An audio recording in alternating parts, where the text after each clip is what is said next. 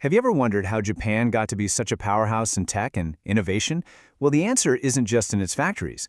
The real secret is a story that's been unfolding for 2,000 years inside its classrooms.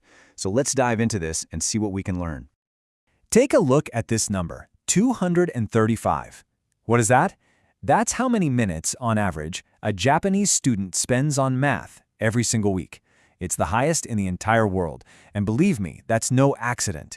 It's the result of a system that's been laser-focused for centuries. I mean, just look at Japan's education system today. It's a modern marvel. We're talking top 10 rankings in the world, coding is mandatory starting in 5th grade, and every single student gets AI learning materials. Oh, and get this, the kids clean their own schools. It's all about building character, not just cramming facts. So how on earth did they get here? To really understand it, we can't just look at today's policies. We've got to jump in a time machine and go way, way back, about 1,700 years. This is where it all began. Okay, so what's so cool about this timeline is that it shows you why people were learning. It wasn't always about getting a good job. It started with just plain survival. Then it became a tool for power, then for discipline, then for building a better society, and finally, for building a whole nation. Each stage was a direct response to the times. So the first big shift happens during the Yamato period. Japan becomes a unified state, right? And suddenly education has a brand new job to prove that the emperor has a divine right to rule. So it's no longer about how to hunt or farm. Nope, now it's all about politics and creating a class of smart people to run the government. And you know, for a really long time, this kind of formal education was basically a VIP club. If you were just a regular person, a farmer, a fisherman, sorry, you're not on the list. Knowledge was power, and it was kept locked away for the elites, the royals, the priests, and the nobles.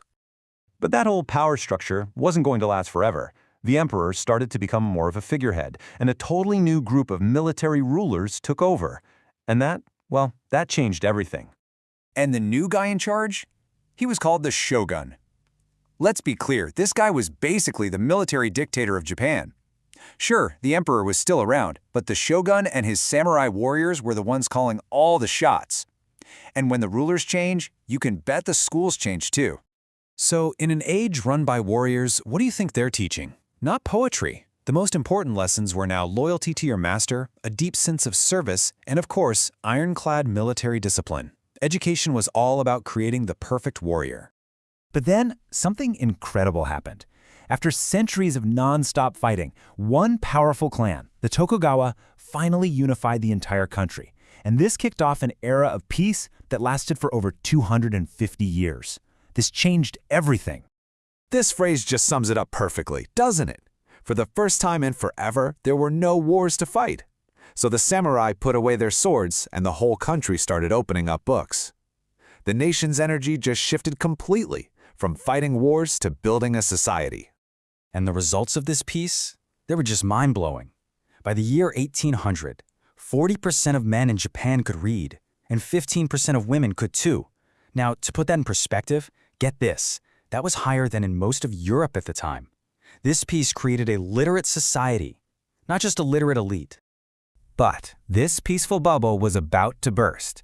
In 1853, American warships, they called them the Black Ships, sailed right into Tokyo Bay, and they basically forced Japan to open its borders for trade. It was a huge wake-up call. Japan realized that 250 years of peace had left it way behind the West in terms of technology. This crisis lit a fire under them. It sparked a revolution called the Meiji Restoration. And Japan's new leaders got it. They understood that the West's real power wasn't just in its big guns, but in its universities. Their response was radical. Their thinking was crystal clear. And so, just a few years later, in 1872, they did something truly historic. The government made a quality education free and compulsory for every single child. Boy, girl, rich or poor, it didn't matter. They knew that to survive in the modern world, the entire nation had to be educated. Okay, so that's Japan's incredible journey. They used education as a tool for national survival.